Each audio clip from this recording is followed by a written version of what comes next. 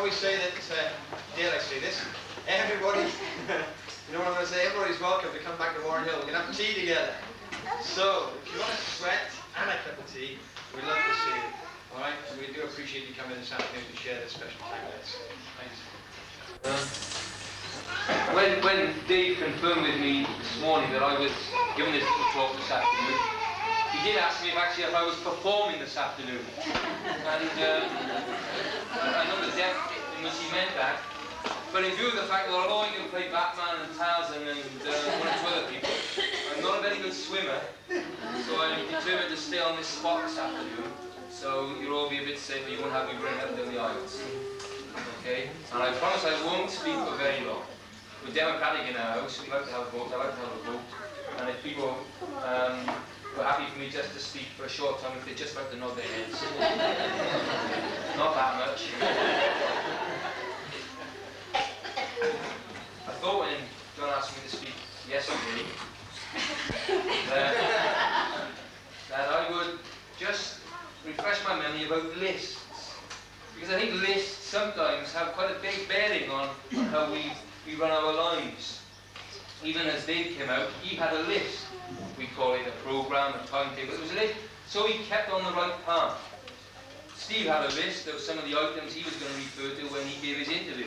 And it is important to have lists. And lots of our day-to-day activities, we need lists. Now, ladies, you have a list. I get it in my house.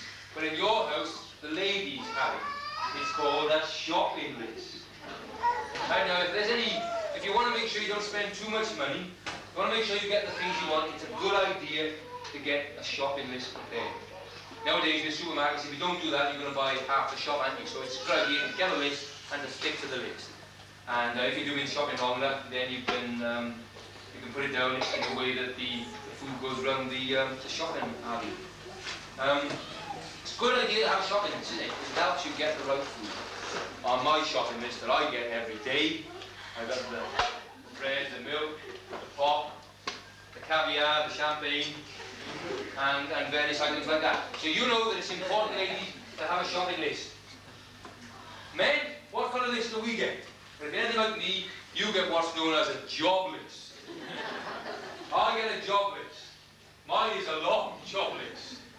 And it's important things that my wife likes to remind me about. Unblock the sink, stick the drawers, stick a bit of wallpaper that's coming loose. That one's on the list regularly, of course. And every so often I plod through this list, crossing them off, etc., etc. Don't hang yourself, stay on there quite a long time, mind you, because I don't fancy that job. And so that's a list that men have quite a lot, a job list. What about you youngsters? I know you do lists as well, and I can think of one list that you're busy preparing just now. What is it? Isn't it just a Christmas list? And these can be ever such long lists. Fortunately, I have had two wonderful children. Their Christmas lists have always been, either they're wonderful or they know their dad's a big mean. But at Christmas, boys and girls like to have shopping lists. Christmas, what do they do with them nowadays, these lists? Where do they stick them? Where do they send them? They still go to the chimney? Stubby's where? You go far. We've got the chimney in my favour, because we don't have chimneys anymore, do we? So we must send them. That's a list.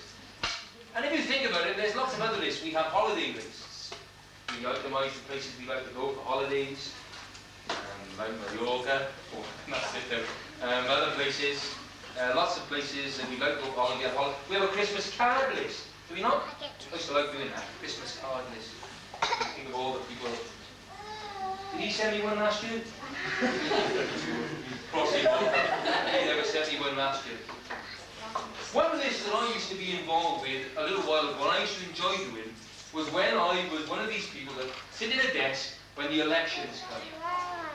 And you come in to vote if you're over 18, and you say, John Wilkes, and we find the name on the list, John Wilkes, yes, put a little pencil mark, and we give him a ballot paper so he can vote. And this list had a posh name. It was called the Electoral Register. They use it for lots of other things. They use it if you want to be on a jury, you've got to be on this list to be on a jury. If you're not on there, you won't be ever on a jury. And it's called an electoral register. It's a list of names of people who are allowed to vote. And I used to enjoy looking through this list because you've got some funny names on it. Really funny names when you look down this list. But I won't go into any funny names in case someone's got a funny name the other day. Like Stone or something like that. You know, but there are several qualifications you have to have in order to vote. You've got to be over 18 to vote. You mustn't be mad. A certified maniac. So when people came in and said, excuse me, sir, can you tell me if you're a certified maniac? And usually they said yes. You mustn't be foreigner, folks. We can't have foreigners voting for our government, can we? We make our own mistakes. You mustn't be bankrupt. For some reason, if you're bankrupt, they won't let you vote. You can't look after your own money, you're not going to be able to get a say in what the government does. So there are several rules on how you must qualify to be on this list. But just suppose, I was told this, you see, just suppose somebody came in one day and they said, Steve Parry. Well, of course, first of all, you'll ask the question, are you certified maniac? That goes without saying. But, if you didn't say that, you don't put his name on the list. And perhaps, you know, Steve was one of these people who forgot to send his card in, because he got a little card from the local council to send it so they can put it on the list. Perhaps he forgot to do that. And I said, sorry, Mr. Parry, I can't give you a ballot pin. You're not on the list. You know what Steve would say? Steve would say this. Hang on, you'd say! Just to keep you awake, miss. I saw you nodding off. Don't nod off in the front row, you'll fall into the house. Hang on a minute, he said, I'm over 18. Does he look over 18? Yes. Yeah, over. I'm over 18. And I think, oh yeah, he's over 18. I said, I'm sorry, but you're not on the list. Hang on, he said, I'm not a foreigner, I'm from Wales.